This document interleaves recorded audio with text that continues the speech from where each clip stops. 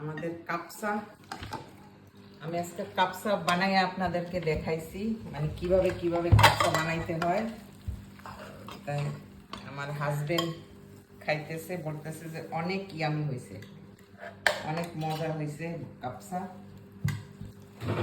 এখন আমার বাচ্চারা খাইয়া রিভিউ দিব কেমন হয়েছে। বিসমিল্লাহ। আসসালামু আলাইকুম, সবাই কিরকম আছেন? আজকে আমি বানাইতেছি কাপসা। তো কাপসা আমি কিভাবে বানাই ওটা আপনাদের সাথে শেয়ার করব।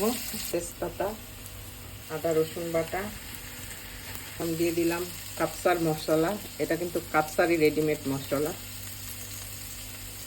টমেটো ব্লান্ডার কইরা, 3টা কালা লেবু,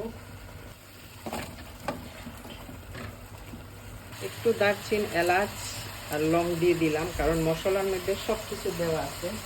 আন্দাজ মতো লবণ। এখন আমি দিয়ে দিতেছি গাজর।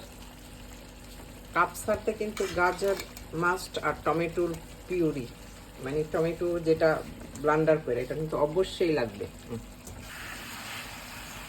আর কালো লেবু, কালো লেবু না দিলে কিন্তু আরবি খানার মতো লাগে না, এই ফ্লেভারটা না থাকে।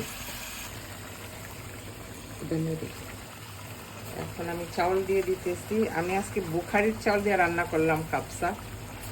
বুখারি বাসমতি দুটোটা দিয়ে রান্না করা যায়, তো আমি বুখারি নিছি।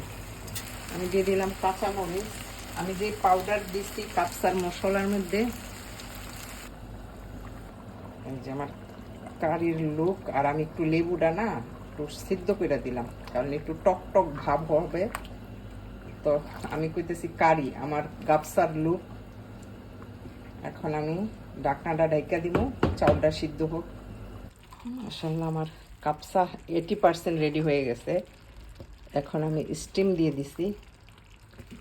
লেবু ভাঙ্গা ট্যাঙ্গা শেষ, কারণ লেবু ভাঙলেই মজা লাগে, একটু না টক টক লাগে। তো আমি 20-25 মিনিট মানে স্টিম রাখবো, তারপরে চুলা বন্ধ করে দেব। তো আমার কাপসা রেডি। এখন আমি চুলা বন্ধ করে দিব। এটা আমাদের সেহারির খাবার। আমাদের কাপসা আমি আজকে কাপসা বানাই আপনাদেরকে দেখাইছি, মানে কিভাবে কিভাবে কাপসা বানাইতে হয়। তাই আমার হাজবেন্ড খাইতেছে, বলতেছে যে অনেক ইয়ামি হয়েছে, অনেক মজা হয়েছে কাপসা। এখন আমার বাচ্চারা খাইয়া রিভিউ দিব কেমন হয়েছে। তোমার রিভিউ দাও। বিসমিল্লাহ। বিসমিল্লাহ करके बिस्मिल्लाह। तेरा बाप तो बोला अच्छा बोल। अच्छा रिव्यू देगा? हाँ रिव्यू देगा? क्या है? मतलब फोन में बोलेगा?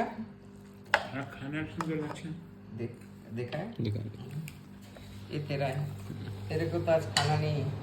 আমাদের খাওয়া দাওয়া, আমরা কিন্তু সিহারি খাইতেছি এখন, কারণ আমরা একটু তাড়াতাড়ি খাই। আমার বাচ্চাদের স্কুল থাকে, কলেজ স্কুল থাকে, এই জন্য এটা হচ্ছে আমার প্লেট। আমি তো খালি আরবি খানা খাইতে পারি না বাঙালি টাচ না হইলে।